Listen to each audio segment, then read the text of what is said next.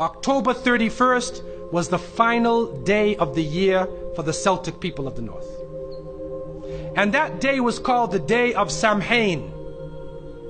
And this individual, wal-iyadhu billah, was supposed to be their god of the spirits of the dead, of evil again. And according to their belief, the evil spirits would rise to the surface and would terrorize people on that evening. And on that evening, if you did something wrong to a person, they'd come back to get you on that night. So some people would put on a disguise, so you couldn't recognize them on October 31st on that evening, and then they would be safe. Also, they would burn fires. Now the only thing we find left of that is the jack-o'-lantern that they would put inside of their window, made from the pumpkin. What actually happened in Europe is that the church moved All Saints' Day, a day for the saints. They moved it from May 13th to November 1st in 1834 AD. And so what they said was that the 31st night is All Hallows Evening. All Hallows Evening, which in America later became known as Halloween. Halloween. And they depict the forces of evil. What is happening now is that the children put on disguises. They dress as little devils, little witches, as goblins, vampires, anything evil, and they go out. And now with the new American way, they do trick-or-treat. And they come to your house asking for food. And some Muslims, they send their little children, and they're in little disguises. How are you going to dress and go out there? As little devils, little shayateen. And so to send a Muslim child out to trick-or-treat is a demeaning, lowering thing.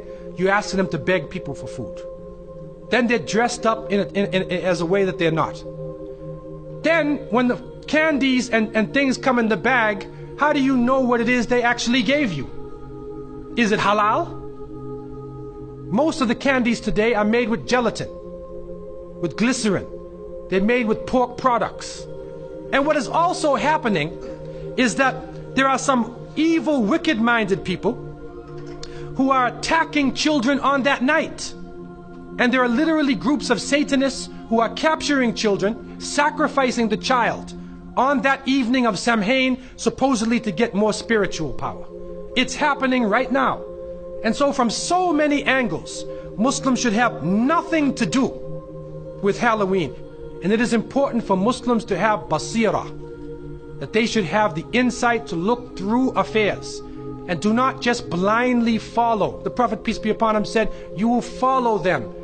You will follow the people who came before you inch by inch, foot by foot. Even if they crawl into the hole of a lizard, you crawl inside there with them. And then they said, who are these people? Are they the Christians and the Jews? And the Prophet, peace be upon him, said, who else? And so it has come to pass. And you can't Islamicize these occasions. You can't use Arabic names and Islamic symbols to make it halal.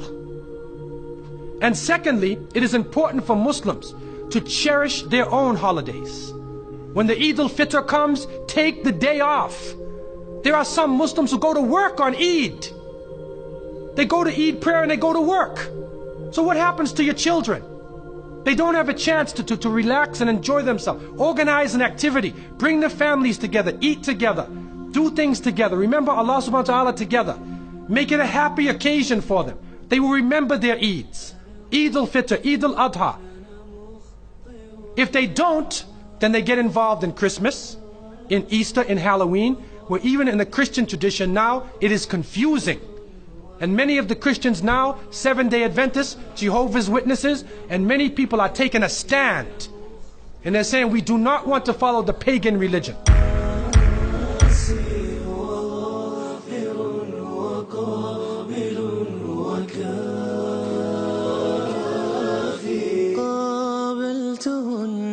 ثلاثة بثلاثة